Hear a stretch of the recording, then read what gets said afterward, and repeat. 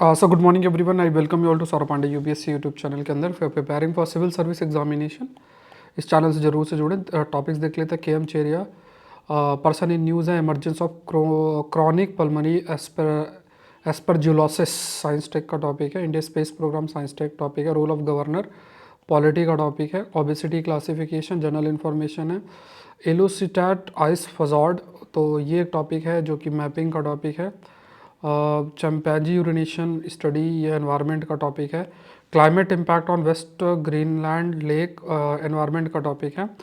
स्ट्रॉन्गी लॉइडस stercoralis infection and research, तो ये एक टॉपिक साइंस का टॉपिक है। तो ये सारे के सारे टॉपिक्स हैं जो आज हम डिस्कस करेंगे 26 मतलब संडे का और आज का, ठीक है। तो सारी चीज़ों जो है हम लोग कवर कर लेंगे। ये निबंध का टॉपिक नहीं है, नॉर्मल मतलब ये आप थोड़ा सा करेक्ट कर लो। सो ठीक है, तो यहाँ पे ये क्वेश्चन है। क्वेश्चन देखना, सोच के लिखना। Governor is the head of state executive still is considered agent of centre, explain the statement the context of role of governor. 15 number में लिखना जरूर से, ऐसे क्वेश्चन को आपको अटेम्प्ट करना है। आकलन प्लस का हिस्सा आप जरूर से बने और you can get your answer evaluated. कोई क्वेरी है तो इस नंबर पर रीच कर सकता है। मतलब आपको मैसेज करना। ये टेलीग्राम चैनल है जहाँ पे आप अपना आंसर पोस्ट कर सकते हैं। Thiruvalluvar cultural centre has recently been named its cultural centre. किस देश के द्वारा किया गया है, बहुत इंपॉर्टेंट है, ये मैंने आपको एक्सप्लेन भी किया हुआ है। हिंदू में भी हमने इसको कवर किया। कमेंट सेक्शन में इसका आंसर आप लोग जरूर से बताना। रिपब्लिक डे ऑफर अभी चल रहा है, तो इसमें देखो सारे कोर्सेज पे 50% ऑफ है। और देखो सबसे इंपॉर्टेंट कोर्स मैं आपको बता देता हूँ। एक तो देखो प्रीलिम्स का क्रैश कोर्स तो है ही, जिसमें सारे कोर्सेज इंक्लूडेड हैं। मेंटरशिप प्रोग्राम भी है, बहुत ही कम प्राइस है इसमें दे, ठीक है, क्योंकि मैं आपको गाइड कर दूंगा क्या क्या कैसे क्या करना है। हिस्ट्री का रिवीजन बैच है। सुपर 10 सीरीज है, 10 फुल लेंथ टेस्ट है। पीटी 730 2 इयर्स प्रीलिम्स का करंट अफेयर्स है। तो ये कोर्स अल्टीमेट कोर्सेस हैं। और अगर आप क्रैश कोर्स का हिस्सा हैं तो मेंटरशिप छोड़ के बाकी सब कुछ इसके अंदर इंक्लूडेड है। टेस्ट सीरीज भी अलग है। तो ये सब कुछ है, ठीक है। तो इस सब कोर्सेज में 50% ऑफ है। मेंटरशिप प्रोग्राम में लाइव क्लासेस है। सब क्लासेस की शेड्यूल मैंने दे रखा है। लगभग 20-25 क्लासेस का आप देखना शेड्यूल पड़ा, उसी शेड्यूल से क्लासेस शुरू हो जाएंगी, ठीक है। और पर्सनल मेंटरशिप प्रोग्राम इसमें है। Taking preparation to the right direction हम लोग फोकस करेंगे। प्रीलिम्स सेकंड लाइव क्लासेस आपकी शेड्यूल्ड है और शेड्यूल पहले से ही है, मतलब शेड्यूल पहले से ही डला हुआ है, तो आप उसी हिसाब से चीज़ें होंगी। तो देखते हैं। Cardiac surgeon who perform India first coronary bypass surgery अब नहीं रहे। तो पर्सन इन न्यूज़ है, के एम चेरियान थे। कार्डियक सर्जरी में ये पायनियर माने जाते हैं। तो इन्होंने इंडिया की पहली कोरोनरी बाईपास सर्जरी जो है परफॉर्म की है, तो वो अब नहीं रहे। तो ये पर्सन इन न्यूज़ थोड़ा सा ध्यान में रखना है। टीबी फंगल डिजीज़ के बारे में है, ये इन्फॉर्मेशन हमें होनी चाहिए। That is TB fungal disease. So देखो, टीबी की जो बीमारी है it is caused by bacteria, ठीक है। कुछ पॉइंट्स आप ध्यान में रखें। और बैक्टीरिया का नाम क्या है? दैट इज़ माइकोबैक्टीरियम ट्यूबरकुलाई, और ट्यूबरकुलाई, और ठीक है, माइकोबैक्टीरियम ट्यूबरकुलाई। दूसरा एक तो माइकोबैक्टीरियम ट्यूबरकुलाई। दूसरा एक टीबी होती है एक्सडीआर टीबी, एमडीआर टीबी। तो मतलब टीबी के खिलाफ जो दवाइयाँ होती हैं, कुछ दवाइयाँ होती हैं, तो स्टार्टिंग स्टेज में जो बैक्टीरिया है वो उसके प्रति रेजिस्टेंस हो जाता है, तो वो आपका एमडीआर टीबी में आता है। जो एडवांस दवाइयाँ आप इस्तेमाल करते हो उसके प्रति भी बैक्टीरिया रेजिस्टेंस हो जाता है, तो एक्सडीआर टीबी हम इसको कहते हैं। अब इसमें ये भी कहा गया कि कुछ जो भी टीबी से ग्रसित है उन्हें फंगल इन्फेक्शन से भी दे आर प्रोन कि उन्हें फंगल इन्फेक्शन भी है। सो यहाँ पे एक क्रोनिक पल्मोनरी एस्परजिलोसिस है, तो ये एक फंगस है। सो ये लंग डिजीज़ है, आपको ध्यान में रखना। जैसे अगर आपसे पूछा जाए कि रिसेंटली जो लंग डिजीज़ है जो टीबी के पोस्ट होता है किसकी वजह से होता है पोस्ट टीबी, तो ये फंगस की वजह से होता है जिसका नाम एस्परजिलस फ्यूमिगेटस है। एंड मेनली ऐसे लोग जिनका इम्यून सिस्टम वीक होता है उनमें ये कॉज आपका होता है। और ख़ास तौर से जो टीबी से ग्रसित हैं इम्यून सिस्टम में भी उनका वीक होता हो, तो उस कंटेक्स्ट में जो फंगस इन्फेक्शन उनको अफेक्ट आपका करता है। सो इसके लिए कहा गया है कि जो हेल्थ केयर प्रोवाइडर्स हैं उन्हें प्रॉपर ट्रेनिंग मिलना चाहिए। जो भी खास तौर से जो टी वर्कर्स उनमें जिनमें रिसर्च हुई है तो उनमें ये चीज़ कंक्लूड की गई है, तो उन पर और थोड़ा सा ध्यान देने का ज़रूरत आपका है। तो देखो ये प्रीलिम्स कंटेक्स्ट के लिए इंपॉर्टेंट है। बाकी अगर आप रीड करना चाहो तो रीड कर सकते हो, जैसे क्योंकि असम की जो टी प्लांटेशन वर्कर्स हैं उनमें जो है ये देखने को मिला है। और एक तो देखो ऑलरेडी टीबी एक थ्रेट है and we are also aiming कि हम लोग जो टीबी है उसका खात्मा करें। अच्छा, कमेंट सेक्शन में एक बार आप बताना कि जो टीबी है उसको हम कब ख़त्म करने का मतलब टारगेट हमारा कब है, when you want to end the TB. Next देखते हैं इंडिया की स्पेस प्रोग्राम है। इसमें कुछ प्रोग्राम्स आपको ज़रूर से ध्यान में रखने हैं, और इसमें मैंने जैसे डॉकिंग टेक्नोलॉजी पर चर्चा ऑलरेडी आपसे कर रखी है। तो ये देखो साइंस टेक का टॉपिक है और डॉकिंग टेक्नोलॉजी है। मीन्स में देखो क्या होता है कि ऐसे जब मिशंस होते हैं तो उसका इकोनॉमिक एंगल पूछ सकते हैं, उसका टेक्नोलॉजिकल एंगल पूछ सकते हैं, टेक्नोलॉजी की क्या है, इकोनॉमिक एस्पेक्ट पूछा जा सकता है, और भी स्पेसिफिक कई जैसे मिशंस होते हैं उनके ऑब्जेक्टिव्स और क्या है वो भी आपसे पूछा जा सकता है। तो बहुत सारे ऐसे प्रश्न जो है वो आपके लिए फ्रेम हो सकते हैं। तो इंडिया के स्पेस प्रोग्राम की अगर हम बात करते हैं, so India space programme is gearing up for an exciting phase. मतलब यहाँ पे जैसे हमने कई मिशंस लेकर आए, तो अभी फ़िलहाल के लिए जो है PSLV C-60 भी आपका काफ़ी न्यूज़ में था, और कई सारे जैसे हम लोग अभी भारतीय अंतरिक्ष स्टेशन है। अंतरिक्ष स्टेशन का मतलब ये हुआ कि हम जैसे मान लो कि वहाँ पे आप ये मानो कि एक प्रकार से जैसे होता है ना, नॉर्मल स्टेशन है, गाड़ी रुकती है, लोग उतरते हैं, इसी तरीके से स्पेस क्राफ्ट से गए, वहाँ पे साइंटिस्ट रुके रहे, रिसर्च किए, एक्सपेरिमेंट किए, फिर दोबारा से पृथ्वी में आ गए। तो इस अंतरिक्ष एक स्टेशन है। ऐसे चाइनीज़ अंतरिक्ष स्टेशन भी है, तो है ना। तो बहुत सारे हम चंद्रयान 4 और ऐसे इनको हम जो है आप कह सकते हैं कि हमने लाइक वी वांट कि ऐसे प्रोजेक्ट्स आगे आएँ, और इसको भी हम स्पेस जो टेक्नोलॉजी की लड़ाई चल रही है, ये कंपटीशन चल रहा है, तो उसमें भी हम अपना एक प्रेजेंस जो है वो इंक्रीज़ करना चाहते हैं। तो PSLV C-60 मिशन अभी जो श्री सतीश धवन स्पेस सेंटर से लॉन्च हुआ था, सो इसका अगर देखा जाए तो यहाँ पे जो इसने लाइक स्पेस डॉकिंग एक्सपेरिमेंट, जिसे स्पेस डेक्स सैटेलाइट है। अब इसमें अगर आपको याद हो तो हमने पहले डिस्कस किया था कि 2 डिफरेंट सैटेलाइट्स थी, और वो फिर 2 अलग अलग तरीके से मतलब सेपरेट गई और फिर बाद में वो साथ में जुड़ेंगी। तो ये डॉकिंग टेक्नोलॉजी में क्या मैकेनिक्स उसका होता है, सब कुछ पहले हम लोगों ने डिस्कस किया। बिल्कुल उसमें प्रीलिम्स का प्रश्न आ सकता है आपके लिए। तो रोल ऑफ स्पेस डेक्स का, जो स्पेस डेक्स है उनका रोल क्या है, तो देखो मेन क्या है कि जो सैटेलाइट डॉकिंग इन स्पेस, क्या सैटेलाइट डॉकिंग की जा सकती है, जैसे एक स्पेस बना देगा और वहाँ पे सैटेलाइट जुड़ जाए उससे, क्या ऐसा कुछ किया जा सकता है? क्योंकि खासतौर से जैसे अगर आप इंसानों को लेकर जा रहे हो, अब इंसान जैसे मान लो एक कोई भी है, जैसे आपने एक सिस्टम बना रखा है, जैसे आपने मूवी भी देखी होगी, तो इस जो टेक्नोलॉजी है, मान लो सैटेलाइट इंसानों को लेकर जा रही है, स्पेस क्राफ्ट के अंदर चीज़ें जा रही, फिर वो डॉक कर गया, डॉक फिर वहाँ से वो अटैच हो गया और वहाँ से इंसान नीचे स्पेस स्टेशन में आपके चले गए, या आप स्पेस स्टेशन बना रहे हो तो उसमें भी डॉकिंग आपको करना पड़ेगा। सो पहला जो फर्स्ट डॉक जो शेड्यूल था फॉर जनवरी 7, 2027 के अंदर, तो road to human space flight की तरफ भी हम, तो PSLV 60 मिशन है, ये हमें और ह्यूमन स्पेस फ्लाइट के क्लोज लेकर जा रहा है। कई सारे जो टेस्ट हम लोग उसके लिए कंडक्ट भी जो है कंटिन्यूस बेसिस में कर रहे हैं। न्यू फैसिलिटी भी है जो कि लाइक मतलब जो कि एक एग्जिस्टिंग लॉन्च पैड है उसका बैकअप के रूप में होगा, और न्यू जनरेशन लॉन्च व्हीकल भी हम आप कह सकते हैं हम लोग लेकर आए, जो कि और ज़्यादा पेलोड, हैवी पेलोड को लेकर जा सकता है। और नया जो एक launch pad, third launch pad भी हमने श्रीहरिकोटा के अंदर किया, लॉन्च पैड जहाँ से वो लॉन्च किया जाएगा स्पेस क्राफ्ट को। तो स्पेस डेक्स मिशन की बात करें तो इसमें कई जैसे इंडिया की प्राइवेट कंपनी केपलर एरोस्पेस, इसका भी एक महत्वपूर्ण रहा है रोल आपका रहा है। Additionally Swiss company S2A system भी इसमें कंट्रीब्यूट किया है। अब इसमें जैसे मान लो कि स्पेस टेक्नोलॉजी में अगर आप इकोनॉमी में आपसे पूछ लिया जाए, जो स्पेस टेक्नोलॉजी है उस स्पेस टेक्नोलॉजी में खासतौर से प्राइवेट सेक्टर का क्या रोल आपका हो सकता है, या इंडियन स्पेस मिशन में प्राइवेट सेक्टर को क्यों इन्वॉल्व करना चाहिए, ऐसा कुछ प्रश्न अगर आपसे पूछा जाए तो स्पेसिफिक 1-2 एग्जांपल अगर आप कोट कर दोगे तो इसका एडवांटेज आपको मिल जाएगा। अब डॉकिंग प्रोसेस है ये मतलब इसमें इतना आसान नहीं है, बिकॉज जो सैटेलाइट्स हैं वो काफ़ी दूरी उनमें रहती है, फिर वो पास आते हैं। अब उसके बाद कई सारे हैं कि वो एकदम मतलब एक प्रॉपर अलाइनमेंट है उसके साथ वो पास आके और वो जुड़े, और उसमें बहुत सारे चैलेंजेस होते हैं, बट हमने उसको अचीव किया, जो कि हमारे लिए एक बहुत बड़ा एक आप कह सकते हो कि एक अचीवमेंट है। अब इसके बाद POEM-4 भी एक मिशन है जिसमें जो कि स्पेस डेक्स के बाद PSLV 4th stage transition to PSLV orbital experiment module, जिसे पोएम शॉर्ट में कहते हैं, POEM-4 बोलते हैं, मतलब PSLV ऑर्बिटल एक्सपेरिमेंट मॉड्यूल।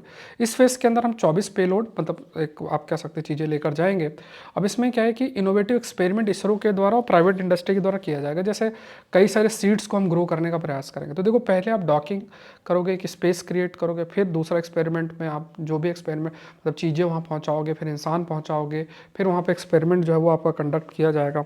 सो ये धीरे धीरे चीज़ें जो है आपकी रन होगी। फिलहाल ट्रांसपोर्टेशन 12 मिशन था, तो पिक्सल स्पेस फायर फ्लाई जो सैटेलाइट है, तो जनवरी 15 2025 में 3 भारत की जो कंपनी है उन्होंने अपना पेलोड जो है भेजा space x transportation transporter 12 mission से। पिक्सल स्पेस इसमें था, उसमें fire fly hyper spectral satellite था, जो कि पहली प्राइवेट इंडियन सैटेलाइट कॉन्स्टलेशन है, मतलब कई सारे कॉन्स्टलेशन मतलब कई सारी सैटेलाइट्स उस पर मौजूद होती हैं।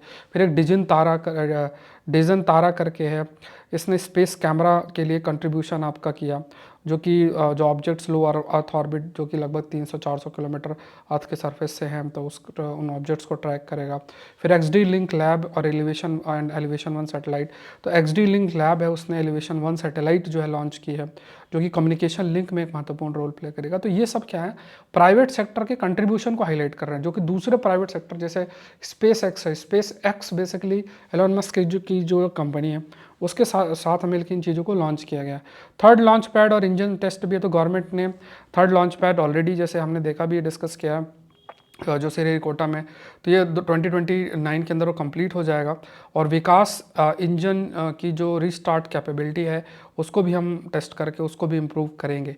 तो ये कुछ है इसमें। तो कोई खास चीज़ तो स्पेस मिशन के कंटेक्स्ट में मान लो कुछ ऐसा समरी टाइप कुछ प्रश्न आता है, वहाँ पे ध्यान में रखना हो। प्राइवेट सेक्टर के रोल पे प्रश्न अगर आता है तो ये सब एग्जांपल्स आपको कोट करना हेल्प करेगा। डायनासोर्स फर्स्ट कब इवॉल्व हुए, तो यहाँ पे डायनासोर के ओरिजिन के ऊपर देखो क्या होता है कि जैसे जैसे आपकी टेक्नोलॉजीज आपके पास आती जा रही हैं वैसे वैसे इंप्रूवमेंट हो रहा है, ठीक है। Before that let me tell you कि जो रिपब्लिक डे आपका ऑफर है वो 50% वाला वो आज एक्टिव है, और मेंटरशिप प्रोग्राम लॉन्च हो गया है। 10 फुल लेंथ टेस्ट आपके आ चुके हैं, उसका PT 730 कोर्स भी ऑलरेडी है, जिस पे लेक्चर्स भी अपलोड हो गए, लगभग 1000+ टॉपिक्स रिवीजन के लिए भी डाल दिए गए हैं। और ऐसे ही काफ़ी सारे जो हिस्ट्री का रिवीजन बैच भी है, तो उनको आप लोग गो थ्रू ज़रूर से ज़रूर हों। और ये इंपॉर्टेंट है, प्रीलिम्स से स्पेसिफिक सारे कोर्सेज ऑलमोस्ट लॉन्च हो चुके हैं, तो आप उनका हेल्प कर सकते हैं। क्रैश कोर्स का अगर आप हिस्सा हैं, क्योंकि सारे कोर्सेज में 50% ऑफ है, क्रैश कोर्स का हिस्सा हैं तो उसमें सारे कोर्सेज अपने आप इंक्लूडेड है। फैस्किनेटिंग ओरिजिन ऑफ डायनासोर्स। डायनासोर्स की बात करें तो कई डायनासोर्स जैसे कुछ प्लांट ईटिंग जायंट्स हैं जिसे अर्जेंटिनोसॉरस बोला जाता है, फिर मीट ईटिंग हैं जैसे टायरानोसॉरस है, और इवन कुछ थेरिजोनोसॉरस, ऐसे अलग अलग हैं।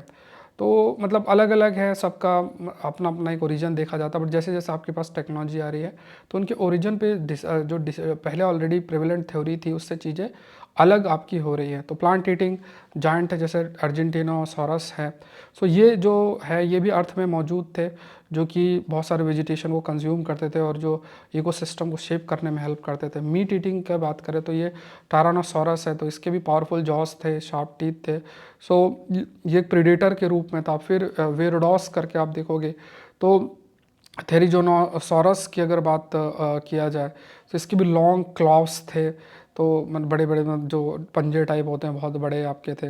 अब डायनासोर के ओरिजिन की बात करें तो यहाँ पे कहा गया कि रिसेंट जो रिसर्च है वो सजेस्ट करती है कि जो लोकेशन है मतलब जो पहले माना जाता था उससे थोड़ा सा डिफरेंट भी कंसिडर हो सकता है based on the oldest known dinosaurs. और जैसे फॉसिल्स है, फॉसिल्स मतलब जो रिमेन्स हैं, तो जो अर्लीस्ट नोन डायनासोर का फॉसिल है लगभग 230 मिलियन साल पुराना है। तो इसमें कुछ स्पीसीज है जैसे इयोरैप्टर है, और हेरेसासॉरस है अर्जेंटीना से। तो यहाँ पे ये हाईलाइट करा कि जो डायनासॉर्स हैं उसमें कई सारे ऐसा मिलियंस ऑफ इवोल्यूशन आपके हुए हैं। फिर उसके बाद ट्रियासिक जो पीरियड था, तो ट्रियासिक जो पीरियड था जिसमें कहा गया था ये जो पीरियड ऐसा था कि सारे जितने भी कॉन्टिनेंट थे वो एक समान थे। मतलब जैसे आज आपके पास North America, South America, Asia, Africa, अलग अलग ऐसे कॉन्टिनेंट्स हैं। तो पहले पूरे कॉन्टिनेंट एक साथ थे, एक पैंजिया था, ठीक है, और उसके आसपास जो समुद्र था उसका नाम था पैंथैलसा, ये आपने ज्योग्राफी में पढ़ा हुआ। सो कहा गया कि जो डायनासोर्स थे, जैसे पैंजिया है तो पैंजिया एक बड़ा सुपर कॉन्टिनेंट होगा, तो इसका जो सदर्न हिस्सा है जिसे गोंडवाना बोलते हैं, वहाँ पे इनका जो ओरिजिन है देखने को मिल रहा है। So this area which today include, जिसमें northern South America, northern Africa जो है वो इंक्लूडेड है। तो गोंडवाना मतलब एक हिस्सा था पैंजिया का। इसमें कहा गया कि रिसर्चर्स ने कहा कि डायनासोर्स जो है लाइकली जो है उन्होंने ओरिजिनेट जो है आपके हुए ओरिजिनेट हुए होंगे low latitude region of Gondwana near the equator, ठीक है, ये चीज़ आपकी कहा गया। तो अर्लीस्ट नोन जो डायनासोर्स की अगर बात किया जाए तो अर्लीस्ट नोन जो डायनासोर्स हैं वो जैसे सैटर्नैलिया है फ्रॉम सदर्न ब्राज़ील है, या मेबिनोसॉरस है जिम्बाब्वे से, ये क्रूशियल इंसाइट प्रोवाइड करते हैं ऑन दिस मैग्निफिक, मतलब इस पे इस अबाउट द डायनासोर्स का बताते हैं। फिर उसके बाद ये भी कहा गया कि जैसे क्लाइमेट और हैबिटेट है, तो यहाँ पे कहा गया कि जो एनवायरनमेंट है वेयर डायनासोर्स फर्स्ट इमर्ज, वहाँ पे was not what we might expect. तो ये मतलब जो पहले का जो हैबिटेट था वो ऐसा नहीं था, मतलब क्योंकि इवोल्यूशनरी एस्पेक्ट था तो हार्श भी काफ़ी हो सकता है। तो मतलब even they we are able to adapt themselves, अपने अपने आप को सर्वाइव हार्श क्लाइमेट में भी कर सकते हैं। तो मेनली ये है। तो यहाँ पे कई सारे ऐसे फॉसिल्स मिलना भी इतना आसान नहीं है। मेनली जो भी आपके साइंटिस्ट हैं जो इस फॉसिल्स के इसमें काम करते हैं, पैलेंटोलॉजिस्ट शब्द जिनके लिए हम इस्तेमाल करते हैं, बिकॉज चीज़ें रिमेन्स को प्रिजर्व रखना, फिर लॉजिस्टिक यहाँ से वहाँ कैसे लेकर जाते हैं वो सब देखना ज़रूरी होता है। सो एनवायरमेंट, तो यहाँ पे बस ये कुछ पॉइंट्स आपको बस ध्यान में रखना है कि अभी रिसेंटली जो कहा यह गया है कि जो गोंडवाना है वो हो सकता है इसका जो ओरिजिन है आपके इतने बड़े जो डायनासोर्स हैं उनके लिए। नेक्स्ट देखते हैं, should governor head state university. देखो ये पॉलिटी का महत्वपूर्ण टॉपिक है। स्टार्टिंग में मैं आपको बता देता हूँ कौन सा किससे रिलेटेड टॉपिक है। अब इसमें एक चीज़ आप हमेशा से याद रखना है कि जैसे फॉर एग्जांपल कि जैसे मान लो गवर्नर हैं, आप गवर्नर के बारे में आप यू ऑल आर अवेयर कि जो चांसलर होते हैं स्टेट यूनिवर्सिटीज़ के वो गवर्नर होता है, बाकी वाइस चांसलर गवर्नर के द्वारा अपॉइंटीज होते हैं। ये है। तब इसमें डिबेट ये चलती है कि जो चीफ मिनिस्टर है उन्हें चांसलर होना चाहिए, ना कि गवर्नर का। अब अगर आप रियल सेंस में देखो तो गवर्नर क्या है, वो हेड ऑफ द एग्जीक्यूटिव है, हेड ऑफ द एग्जीक्यूटिव। जैसे अगर आप सेंट्रल यूनिवर्सिटीज़ में देखोगे तो जो चांसलर होते हैं वो प्रेसिडेंट होते हैं, और ठीक है, और वाइस चांसलर फिर प्रेसिडेंट के द्वारा अपॉइंटमेंट आपका होता है। अब इसमें डिबेट देखो स्टेट लेवल पे होता है कि जो गवर्नर अपॉइंटी किसके हैं, गवर्नर मतलब सेंटर के द्वारा अपॉइंट होता है। तो गवर्नर जिन्हें भी वाइस चांसलर बनाएंगे तो वो हो सकता है कि उनका इंक्लिनेशन सेंट्रल में जो पॉलिटिकल पार्टी है उनके साथ हो, सीएम का इतना ना चल पाए, क्योंकि अपॉइंटमेंट जो है खास तौर से वाइस चांसलर में गवर्नर का से ही जो है ज़्यादा कंसिडर किया जाता है। अगर same political party centre state में तब तो कोई बात ही नहीं है, लेकिन अगर डिफरेंट पॉलिटिकल पार्टी तो इश्यूज़ क्रिएट होते हैं। तो एक तरफ कहा गया कि ये जो है स्टेट ऑटोनॉमी के खिलाफ है, क्योंकि जो सीएम है उनको कंसल्ट नहीं किया जाता है, और उनके मन के बगैर या उनका जो मन है उसके अपोजिट में है जो गवर्नर है उनका, गवर्नर के द्वारा वाइस चांसलर का अपॉइंटमेंट आपका किया जाता है। तो ये एक मतलब आप कह दो कि एक कंटेक्स्ट है जिस पर लगातार आपका चर्चा चल रहा है। सो गवर्नर है, उनका रोल आप देखेंगे तो संविधान के अंदर पूरे तरीके से इंश्राइंड भी है ना, कई कॉन्स्टिट्यूशनल आर्टिकल है उसमें देख। तो बैक इन 1857 ब्रिटिश जो है उन्होंने 3 यूनिवर्सिटीज़ इस्टेब्लिश की थी, कलकत्ता, बॉम्बे और मद्रास, और उसमें गवर्नर जो थे वो उसके एक्स ऑफिशियो चांसलर जो है उन्हें अपॉइंट आपका किया गया, और उसके बाद फिर धीरे धीरे वाइस चांसलर का अपॉइंटमेंट गवर्नर के द्वारा ही किया गया। पोस्ट इंडिपेंडेंट के बाद भी जो मॉडल है गवर्नर एज अ चांसलर उसको अडॉप्ट किया गया, और कहा गया कि क्या आज भी ये चीज़ रेलिवेंट है कि नहीं है। तो ये है, क्योंकि अगर देखो इशू तभी इमर्ज होता है जब सेंटर स्टेट के में डिफरेंट पॉलिटिकल पार्टीज़ हैं। सेम पॉलिटिकल पार्टीज़ तो इतना कुछ इशू नहीं आता, लेकिन फिर भी एक डिबेट है तो उसको देख लेते हैं। पोलिटिसाइजेशन ऑफ गवर्नर ऑफिस, तो 1947 से 67 तक कांग्रेस पार्टी ने डोमिनेट किया सेंटर स्टेट लेवल पे। तो वहाँ पे मेनली जो गवर्नर थे वो सेरेमोनियल फिगर थे, कि कोई चीज़ है तो सेंटर से हो जाती थी। उसके बाद जो रियल पावर वो चीफ मिनिस्टर के पास ही थी, लेकिन जब different political parties centre state में आ गए तो वहाँ पावर टसल भी हो गया। फिर जो पॉलिटिकल लैंडस्केप जो शिफ्ट हुआ 1967 के बाद से, तो states being governed by parties other than the ruling coalition at the centre. So यहाँ पे क्या चीज़ें ट्रांसफॉर्म हुई, गवर्नर जो है एक न्यूट्रल कॉन्स्टिट्यूशनल फंक्शनरी से एक पॉलिटिकल इंस्ट्रूमेंट बन गए सेंट्रल गवर्नमेंट के, कि जो सेंट्रल गवर्नमेंट के माध्यम से भी जहाँ भी चीज़ें कराई जा सकती है वो खास तौर से वो गवर्नर के माध्यम से किया जा रहा था। और जो क्लैश है स्टेट गवर्नमेंट के साथ इवन यूनिवर्सिटी अफेयर्स के अंदर जो वो देखने को आपको मिला। तो dual role of governor, governor जो है 2 कैटेगरी में, एक कुछ पावर जो गवर्नर के रूप में वो निभा सकते हैं, और है ना कुछ गवर्नर के रूप में जहाँ पे खास तौर से उन्हें advice of council of minister की ज़रूरत है। और दूसरा जो है जैसे जो है वो सारा पावर गवर्नर के पास ही ऑलमोस्ट है, जैसे एक तरीके से जैसे स्टेट यूनिवर्सिटीज़ के चांसलर के रूप में है। सो ये जो डिस्टिंक्शन, इससे गवर्नर जो है वो एक्ट कर सकते हैं इंडिपेंडेंटली इन यूनिवर्सिटी मैटर्स, और मिनिस्टरियल एडवाइस को वो बाईपास कर सकते हैं। तो यही एक मैटर ऑफ कंसर्न है, और वो यही मैटर ऑफ कंट्रोवर्सी भी आप कह सकते हैं। तो ability to act that discretion has enabled governor to make critical decision regarding university governance particularly ruled by opposition party, because statutory मतलब लॉ के माध्यम से आपने पावर प्रोवाइड कर दी। अब उसमें जो अपोजिशन पार्टीज़ हैं उनका मानना है कि हमारे जो गाइडलाइंस है या हमारे बिना इंटरेस्ट के या हमारे इंटरेस्ट के खिलाफ कई बार जो गवर्नर है वो कुछ चीज़ें जो इंटरफेयर करके स्टैब्लिश करने का प्रयास करते हैं स्टेट यूनिवर्सिटीज़ के अंदर। सेंट्रल यूनिवर्सिटीज़ की अगर बात करें तो गवर्नर और प्रेसिडेंट का रोल यूनिवर्सिटी गवर्नेंस में अगर देखा जाए तो mainly their level of consultation and legislative oversight differ actively. President जो है वो कंसल्ट करते हैं मिनिस्ट्री ऑफ एजुकेशन से और फिर ऑपरेट करते हैं with in the framework, because इतनी सारी सेंट्रल यूनिवर्सिटीज़ हैं, it's very difficult for the जो ऑनरेबल प्रेसिडेंट की चीज़ें को इतना मतलब डिस्क्रिशनरी वे में चीज़ें करवाएं। तो वहाँ पे मिनिस्टर ऑफ एजुकेशन से वो जो है कंसल्ट करते हैं। तो यहाँ पे है ना गवर्नर की बात करें तो वो यूनिलैटरली काम करते हैं। तो ये थोड़ा सा डिफरेंस आपका है। एग्जिस्टिंग चैलेंज एक तो अकाउंटेबिलिटी है।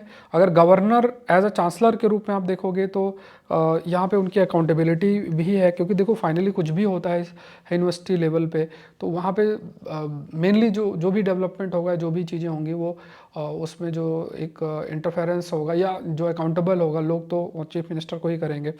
और जो मेनली कार्य किया जाता है that is done by the governor, तो वो विदाउट अकाउंटेबिलिटी कर रहे हैं। यूनिवर्सिटी के गवर्नेंस में कई बार डिले भी होता है वाइस चांसलर के अपॉइंटमेंट में, या भी चीज़ें मान लो गवर्नर फोकस ही नहीं कर रहे हैं, स्टेट गवर्नमेंट करना चाह रही तो वहाँ भी डिले देखने को मिलता है। एकेडमिक क्वालिफिकेशन, कई गवर्नर्स जो हैं जो नेसेसरी एकेडमिक क्वालिफिकेशन क्योंकि एज अ चांसलर के रूप में कर रहे हैं काम, तो वो जो एकेडमिक क्वालिफिकेशन है उसकी भी लैकिंग होती है। इंसाइट्स फ्रॉम वेरियस कमीशंस, तो राजा मन्नार कमेटी की रिकमेंडेशन, तो वेरियस कमीशंस जो हैं they have examined the governor role and propose reform. तो Raja Mannar committee argued that the governor should perform his function as chancellor. ठीक है, तो गवर्नर जो हैं उन्हें परफॉर्म करना चाहिए as a function as chancellor on the advice of the state government. तो राजा मन्नार जो कमेटी है उन्होंने आर्ग्यू किया कि जो गवर्नर है he should perform his function as a chancellor on the advice, मतलब अगर वो चांसलर के रूप में काम भी कर रहे हैं तो ही शुड वर्क करना चाहिए on the advice of the state government. सरकारी कमीशन की बात अगर किया जाए तो उन्होंने भी जो गवर्नर रोल एज चांसलर के रूप में रिकॉग्नाइज भी किया स्टेटरी, बट यहाँ पे कहा गया कि स्टेट लॉ में चीज़ डिफाइंड पूरे तरीके से होना चाहिए और उन्हें काम करना चाहिए चीफ मिनिस्टर के रूप में। तो राजा मन्नार कमेटी और सरकारिया कमेटी ने भी कहा।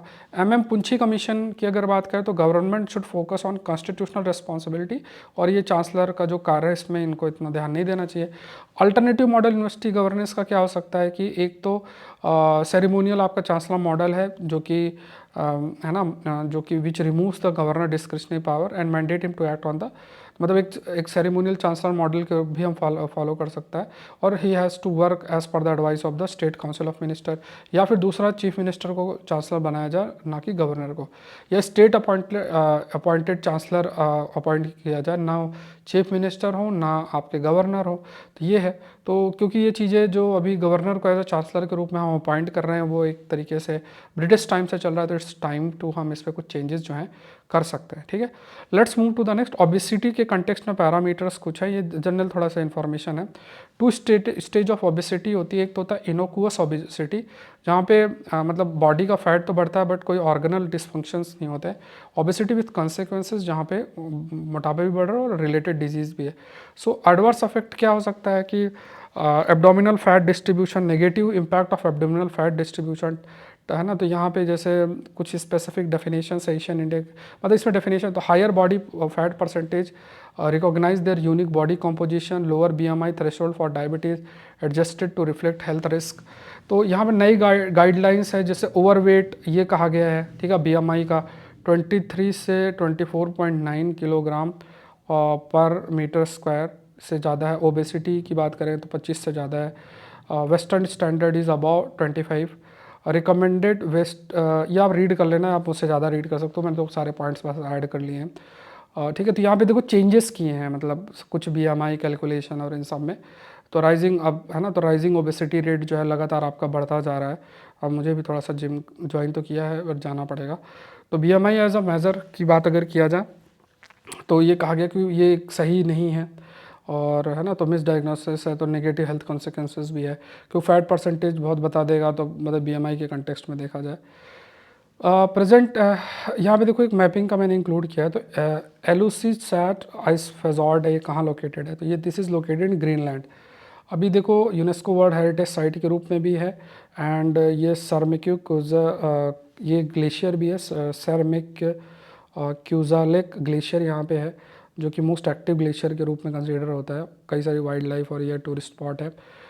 ठीक है, फजॉर्ड मैंने पहले पढ़ा रखा है, एक बार आप रीड कर लेना, कोई मेंस में भी पूछा हुआ है।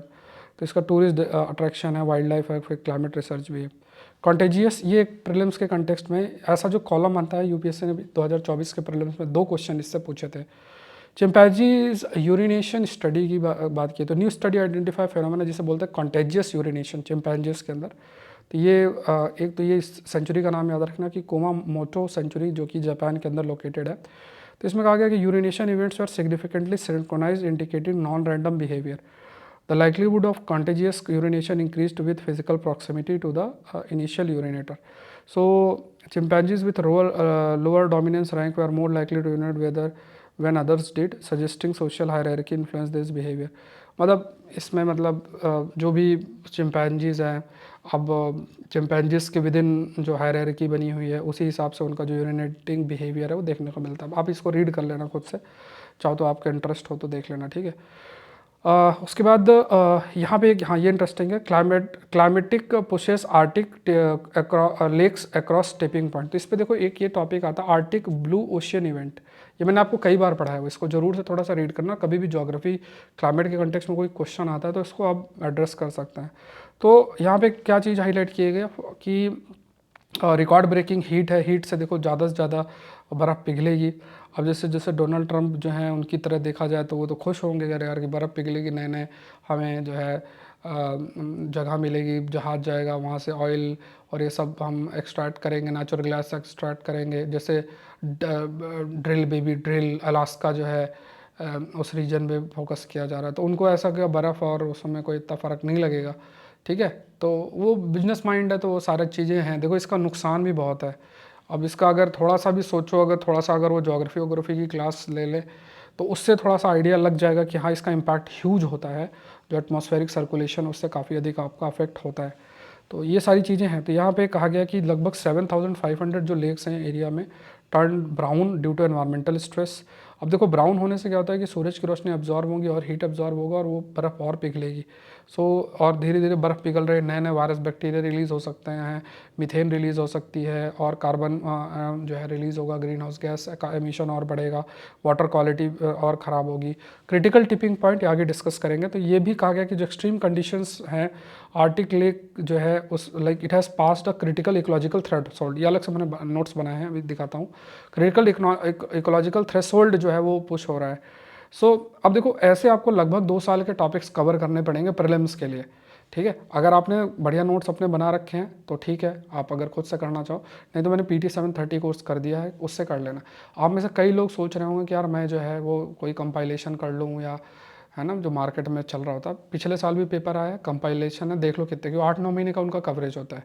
यहाँ जो मैं कवरेज करूँगा 2 साल का रहेगा, नोट्स मिलता रहेगा, अप्रैल एंड तक सारे नोट्स दे दूँगा। ऑलरेडी जो स्टडी मटेरियल मैंने अपलोड कर दिया, लेक्चर कर दिए हैं, और जो आपके वीक में 3 है ना 3 से 4 लेक्चर्स आपको मिलेंगे। तो वो चीज़ आप फॉलो करते जाओ बढ़िया तरीके से, ठीक है। जो ऐप के अंदर चल रहा है, बाकी लास्ट में डिटेल आपको बताता हूँ। तो accelerated changes by July 2023 lake experience, मतलब काफ़ी सारे चेंजेस देखने को मिला है।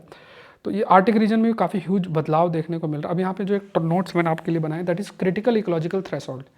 सो यहाँ पे क्या है कि एक ऐसा पॉइंट, एक स्टेज आ जाता है जहाँ पे जो इकोसिस्टम है उसमें सडन चेंज होगा उसकी क्वालिटी, स्ट्रक्चर और फंक्शन में। अब इससे कई नेचुरल हो सकते हैं, मतलब है ना जो आपका प्रकृति में है के फैक्टर की वजह से भी हो सकता है, इंसानी फैक्टर्स की वजह से हो सकता है। थ्रेशोल्ड क्रॉसिंग जब, तो ये क्रिटिकल इकोलॉजिकल थ्रेशोल्ड अगर क्रॉस होगा तो वो कभी भी, ये देखो ये लाइन आ सकती है क्या, अगर जो क्रिटिकल इकोलॉजिकल थ्रेशोल्ड क्रॉस हो जाए, एक पॉइंट रीच हो जाए, तो फिर पूरा इकोलॉजी भी अफेक्ट हो जाएगी। क्या वो प्रीवियस स्टेज तक रीच हो सकता है? नहीं हो सकता, ये याद रखना है। तो यहाँ पे जो इकोसिस्टम का हेल्थ पूरे तरीके से डिटेरियोरेट होगा, ख़राब हो जाएगा। और उसके बाद ये भी कहा गया है कि द स्मॉल चेंजेस की वजह से थोड़े भी चेंज होगा तो बहुत ज़्यादा जो रिस्पॉन्स इकोसिस्टम में देखने को मिलेगा, और है ना स्टेबिलिटी उसकी बहुत अफेक्ट होगी, और सीरियस उसका इकोनॉमिक कॉन्सिक्वेंस भी, इकोलॉजी अगर अफेक्ट होगी तो इकोनॉमिक उसके इम्पैक्ट भी ह्यूज हो सकते हैं। नेक्स्ट देखते हैं नेमाटोड। अच्छा, संडे का भी मैं इंक्लूड कर लेता हूँ टॉपिक्स, है ना, आज ही मंडे को। Nematode respond differently to carbon dioxide during their life cycle. तो strongyloides stercoralis infections and research की बात की गई है। तो ये क्या है, ये नेमाटोड्स होते हैं, ये भी एक कैटेगरी होती है। सो लगभग काफ़ी सारे लोग इससे अफेक्ट भी होता है। सो ठीक है, ट्रॉपिकल सब ट्रॉपिकल रीजन में। तो यहाँ पे कहा गया है ना, तो जैसे ये जो थ्रेड वॉर्म है नेमाटोड्स हैं, ये इनकी वजह से होता है, और इसमें एक दवा इस्तेमाल इनके खिलाफ होती है, दैट इज़ आइवरमेक्टिन, और उनके प्रति रेजिस्टेंस जो है वो डेवलप हो करते जा रहे हैं। सो यहाँ पे क्या है कि जो CO2 का लेवल है, उससे जो ये नेमाटोड्स का बिहेवियर है उससे भी कुछ डिफरेंसेस और वो सब देखने को मिला है। So carbon dioxide sensing pathway के माध्यम से कि कार्बन डाइऑक्साइड इनको कैसे अफेक्ट करता है, उस बेसिस पर हम नए ट्रीटमेंट जो है वो डेवलप कर सकते हैं। अब खास तौर से देखो, ये थोड़ा सा याद रखना, जैसे बायोफिल्म और ऐसे प्रश्न जो आपको आते हैं, तो ये ऐसे टॉपिक्स से क्या होता है, आपके साइंस के टॉपिक्स के प्रति एप्टीट्यूड बनता है, फिर आपकी जो अंडरस्टैंडिंग होगी उस बेसिस पे आप चीज़ें कर सकते हो। रिपब्लिक डे ऑफर एक्टिव है, 50% ऑफ है सारे कोर्सेज में। नए कोर्सेज देखो, प्रीलिम्स क्रैश कोर्स है, इसमें सब कुछ इंक्लूडेड है। मेंटरशिप भी मैंने लॉन्च की, इसका पूरा क्लास का शेड्यूल भी है, लाइव है ये क्लासेस। हिस्ट्री रिवीजन बैच है, ठीक है, इसमें स्पेक्ट्रम, ओल्ड NCERT और इंट्रोडक्शन टू इंडियन आर्ट्स, ये सारे लेक्चर्स आपको एक साथ मिलेंगे। सुपर 10 सीरीज़ के अंदर 10 फुल लेंथ टेस्ट होंगे, इधर उधर की जगह आप 10 टेस्ट इनको करो, बाकी PIQs करो। PT 730 जिसमें हम 2 साल के प्रीलिम्स करंट अफेयर्स कवर करेंगे। साइंस टेक का भी कोर्स है, तो सारे कोर्सेस हैं। प्रीलिम्स क्रैश कोर्स में सुपर 10 और मेंटरशिप छोड़ के सब कुछ इंक्लूडेड है। अगर आप प्रीलिम्स क्रैश कोर्स में हैं तो सब कुछ उसके अंदर इंक्लूडेड होगा। हाँ, बट हिस्ट्री रिवीजन बोर्ड की ओल्ड NCERT उसमें इंक्लूडेड नहीं होगी, इंट्रोडक्शन टू इंडियन आर्ट्स उसमें इंक्लूडेड नहीं होगा। तो मेंटरशिप प्रोग्राम बहुत इंपॉर्टेंट है, उसके बाद हिस्ट्री रिवीजन बैच है, उसके बाद PT 730 है course on 2 years prelims current affair super. अब देखो, लेक्चर्स जो है वो साथ साथ पढ़ते रहेंगे। अभी जितना कंटेंट है ये मानकर मत बैठना आपकी उतना ही कंटेंट है, और भी कई सारे कंटेंट्स ऐड होते चले जाएंगे उसमें, ठीक है। कोई क्वेरी है तो मैंने नंबर आपको दे रखा है, इस नंबर पर आप मैसेज करें, ठीक है, 9057921649। कॉल नहीं करें, प्लीज़ मैसेज करें। सौरभ पांडे UPSC.com पे जाके ऑल कोर्सेज पे क्लिक करें, या download Saurabh Pandey CSE app, वहाँ पे कोर्सेज आपको मिल जाएंगे। बाकी नंबर जो मैंने दे रखा है उसके माध्यम से आप कर सकते हैं। ये आपका टेलीग्राम चैनल है, यहाँ से भी क्लासेस आप यहाँ से आप हिंदू का PDF डाउनलोड कर सकते हैं। ये क्वेश्चन का आंसर आप कमेंट सेक्शन में जरूर से बताएं। ये आपका आज का क्वेश्चन है जो मैंने स्टार्टिंग में आपको बताया था, आप अपने आंसर को इवेल्युएशन करा सकते हैं। आकलन प्लस ऐसे कोर्स सब में 50% ऑफ, एथिक्स कोर्स तो 50% सारे कोर्सेज का हिस्सा है, इनका भी एग्रीकल्चर ऑप्शनल, सब में आपके 50% ऑफ है। मिलता है नेक्स्ट सेशन में। Thank you everyone, thank you.